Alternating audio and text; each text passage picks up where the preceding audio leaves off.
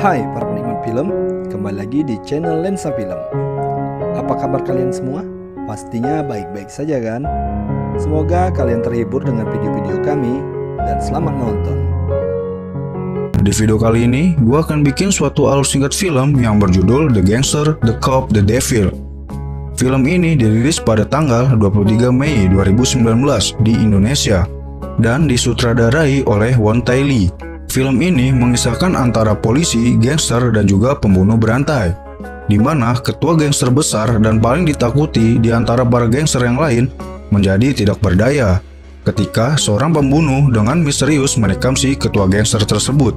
Dan akhirnya ketua geng tersebut meminta kerjasama kepada kepolisian untuk mengungkapkan pembunuh yang misterius itu. So, bagaimana kelanjutan ceritanya? Tanpa basa-basi yang gak jelas dan kebanyakan bacot, kita langsung aja ke ceritanya.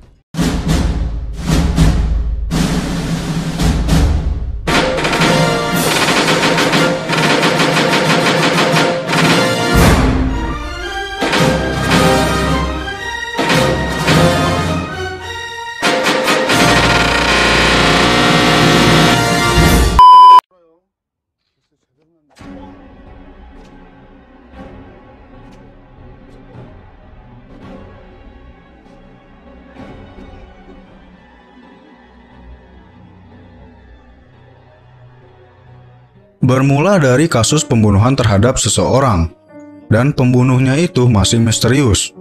Lalu ada seorang polisi yang sangat bernafsu ingin memecahkan kasus itu, dan polisi tersebut bernama Jung Tae-suk, diperankan oleh Kim Mo-yeol.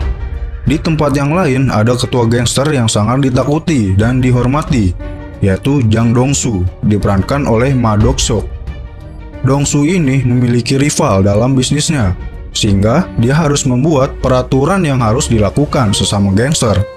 Setelah memutuskan perihal peraturan sama ketua gangster yang lain, pada saat dia ingin pulang sendiri dengan mobilnya. Tetapi di hari itu hujan sangat lebat. Melihat kondisi cuaca yang sedang hujan, anak buah Dong-soo melarang bosnya untuk menyetir mobilnya sendiri. Akan tetapi Dong-soo memaksa dirinya untuk tetap pergi.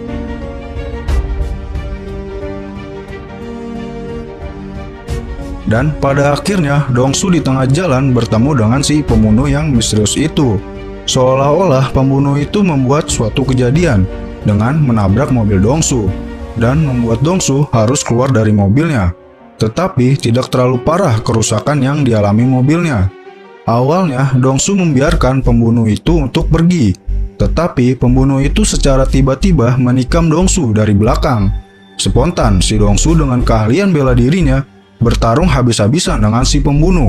Namun Dong-soo yang sudah hampir kehabisan darah akibat tikaman dari si pembunuh tidak bisa melanjutkan pertarungan. Tetapi Dong-soo berhasil membuat si pembunuh tersebut mengalami luka tusukan.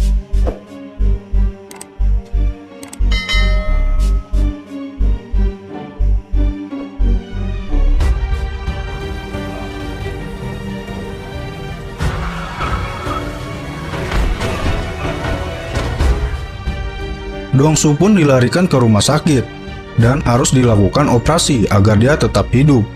Di lain sisi, anak buah Dong-soo menyerang gangster lain dan mengira bahwa ketua geng mereka ditusuk sama gangster lain. Di tempat yang lain, pembunuh misterius itu berusaha mengobati dirinya sendiri karena pembunuh itu mendapat luka tusukan dari Dong-soo. Setelah Dong-soo sadar pasca operasi, dia menjelaskan bahwa bukan dari anggota gangster yang menusuk Dong-soo, dan kemudian datanglah Tae-suk yang ingin menanyakan tentang apa yang telah dialami sama Dong-soo. Karena Jung Tae-suk ini sangat ingin memecahkan kasus ini, tetapi Dong-soo tidak ingin bercerita apa-apa kepada Tae-suk.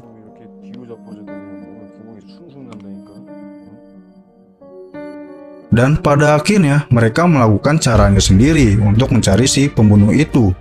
Dong-soo mengerahkan anak buahnya untuk mencarinya agar pembunuh misterius itu dibunuh sama Dong-soo. Di lain sisi ada polisi yang ingin menangkap pembunuh itu. Mereka sama-sama mengerahkan anak buah mereka untuk mencari si pembunuh misterius itu. Dan pada suatu hari, anak buah Dong-soo menemukan barang bukti si pembunuh misterius itu dan memberikannya kepada Dong-soo.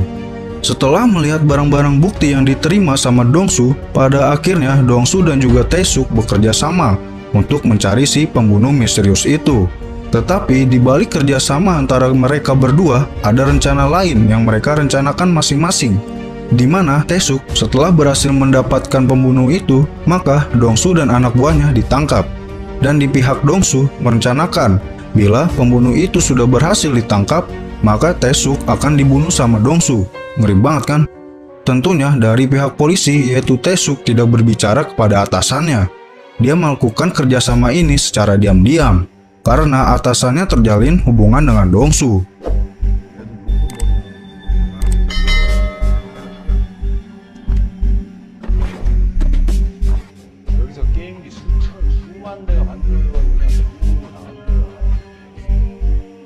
Setelah kerjasama terjalin, banyak terjadi rangkaian untuk bisa menemukan si pembunuh itu. Mulai dari Dong-su, membuat seakan-akan pembunuh misterius itu telah membunuh ketua gangster yang menjadi rivalnya selama ini. Dong-su memanfaatkan barang bukti si pembunuh itu untuk membunuh ketua gangster yang menjadi rivalnya dalam berbisnis. Dan Tae-suk hampir saja menemukan pembunuh itu, berkat ada kasus penculikan dan penculiknya meminta tebusan. Dan yang menangani kasus itu adalah Tae-suk. Dia berencana untuk menjebak pelaku dan menangkapnya.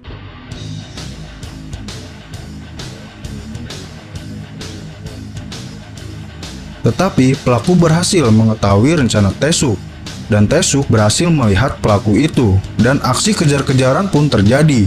Namun Tae-suk dan anak buahnya tidak berhasil menangkap pelaku itu, dan pelaku itu berhasil kabur.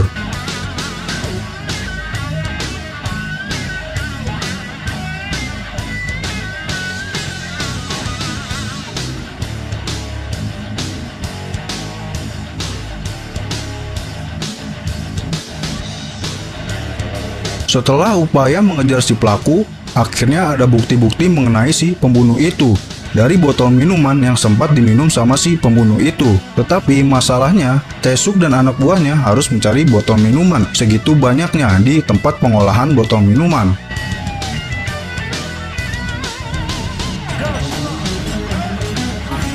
Dan akhirnya setelah Tae-suk mengerahkan tim forensik untuk menangani botol minuman dan mencari tahu bekas minuman si pembunuh, akhirnya membuahkan hasil, di mana tim forensik menemukan sidik jarinya.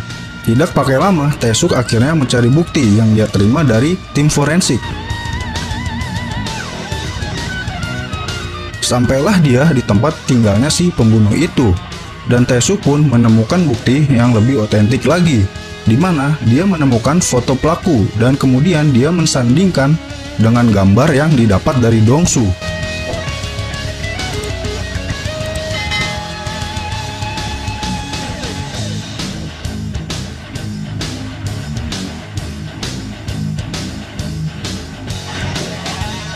Akhirnya terpecahkan masalah pembunuh misterius itu. Tae-suk dan Dong-su pun mengatur rencana untuk menangkap si pembunuh misterius itu.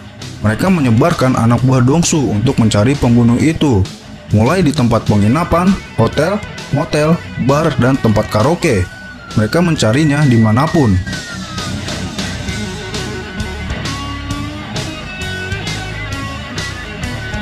Di suatu ketika mereka sedang beristirahat dari pencarian si pembunuh itu, tiba-tiba mereka mendengar berita bahwa ada korban pembunuhan di dekat kawasan mereka beristirahat. Dan yang dibunuh itu adalah siswi SMA yang kebetulan habis bertemu dengan Dong-su di halte bis, di mana pada hari itu sedang hujan. Siswi SMA itu sedang tidak membawa payung. Melihat siswi SMA itu, Dong-su memberikan payungnya kepada siswi SMA itu.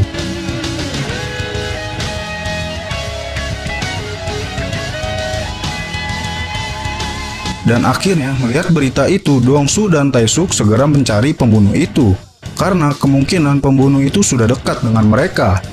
Setelah pencarian pembunuh itu, mereka pun akhirnya menemukan tempat tinggalnya si pembunuh.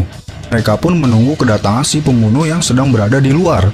Sebagian menunggu di luar, sebagian lagi menunggu di dalam mobil.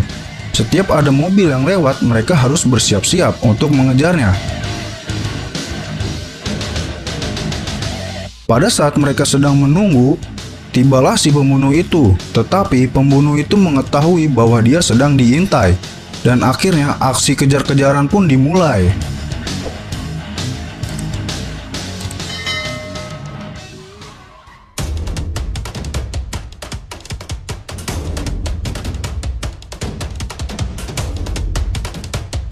Akhirnya pembunuh itu berhasil ditemukan oleh anak buahnya Dong-su.